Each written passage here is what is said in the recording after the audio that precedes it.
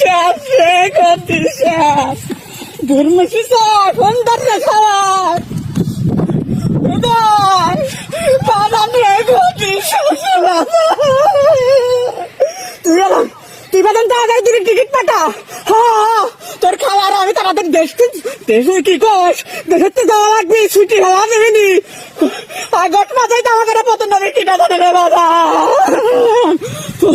তুই তাড়াতাড়ি দুটো টিকিট কেটে পাঠা তাড়াতাড়ি। আর পারলাম না কাদের ফোন দেখে রাখতে ধরে, তোর কাদের ফোন দেখে কেটে না আশেপাশে। কাদের